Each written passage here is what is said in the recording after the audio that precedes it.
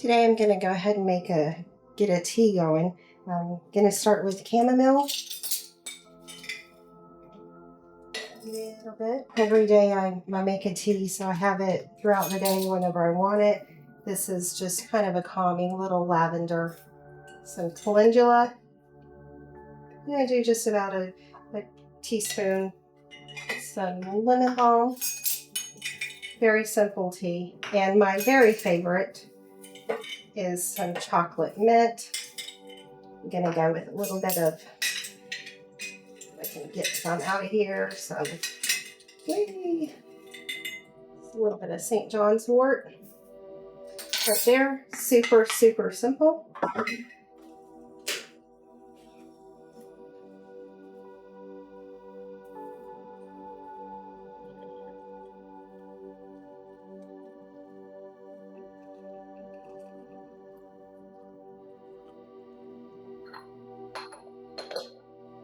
So today I'm going to show you guys the process of an easy, simple process of making tallow. I get my fat from my local butcher. This was $2.90, so it's really cheap. It's a really simple process. I just do one rendering.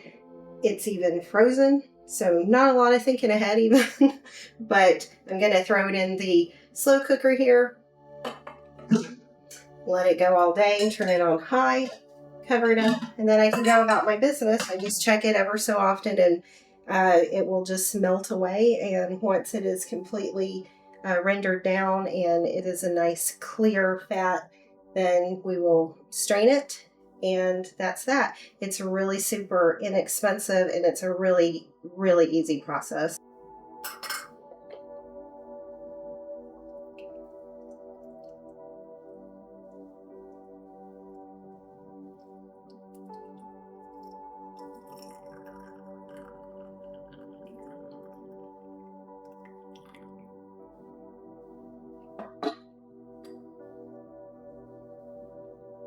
So I wanted to show you guys my necklace that I have on today. It's lapis lazuli. I found it at a yard sale, on the 411 yard sale a couple of years ago. I always look at the vintage jewelry, specifically looking for the chains. You can get usually a really nice, sturdy, thick chain for really cheap, even if you don't like the pendant that goes with it. But I got lucky this time, and I found this beautiful stone for $1. So I was looking for chains, and I got a very bonus, beautiful stone. So I thought I'd share that with you.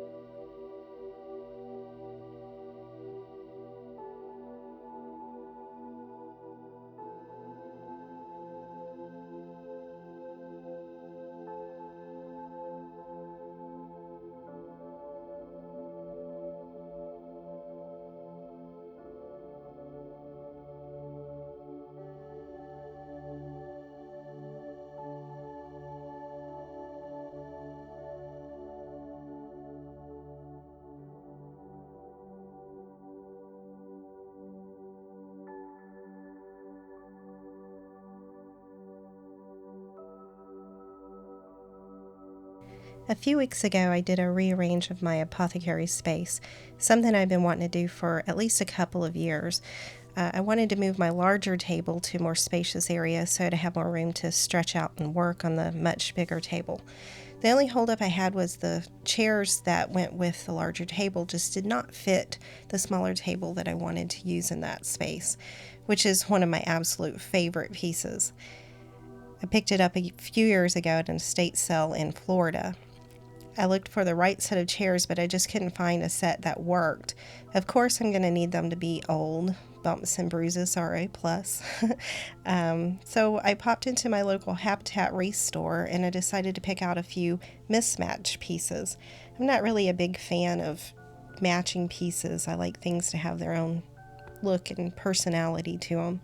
I already had one chair that I scored for free at another local thrift shop. So I picked out 3 that I really liked, and to my delightful surprise, they rang up for $2 a piece. That's my kind of thrift day. With a little stain, oil, and the perfect fabric my friend gave me, they turned out absolutely perfect. They were in the pretty decent condition, no smells, so I decided to just go over the existing fabric. The electric staple gun is very handy for projects like this. It was a gift for my husband at least 20 years ago, probably. Some men give flowers, mine gives me tools and practical gifts, which is a big win for me. I just eyed the measurements and cut the fabric with enough room to fold over a nice little trim so it won't fray too bad. A little floating on the corners and all done. For $6 and a little oil and a few staples, I have the perfect cozy little dining set.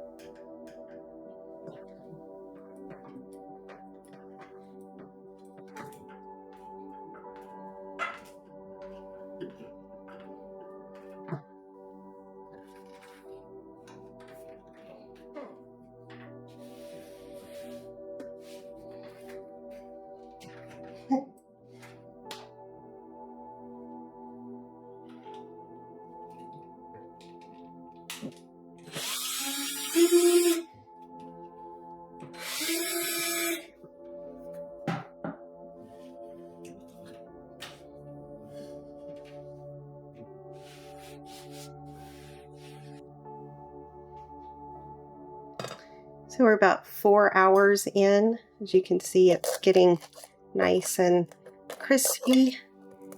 As soon as it gets all the way crispy, all the way through, then it'll be good to go. So again, we're about 4 hours in.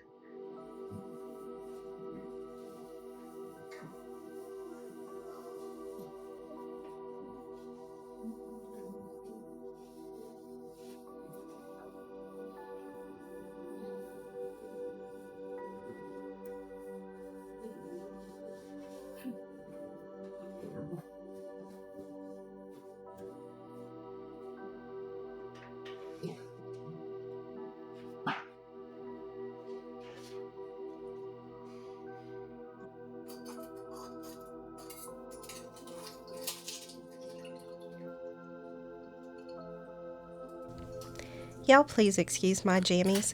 It's been a long day. I turned off the crock about an hour ago and let it cool just a little. I just did the one straining and straight into the jar to sit up overnight.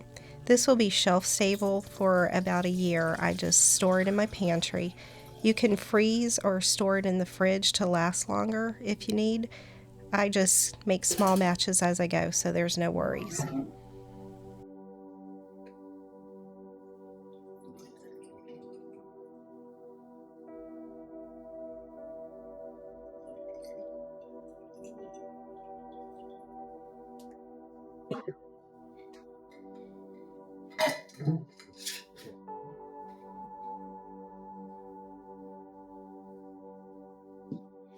Okay, so finishing out the topic of tallow before I head off to my day, I let it sit overnight to solidify. As you can see here, I have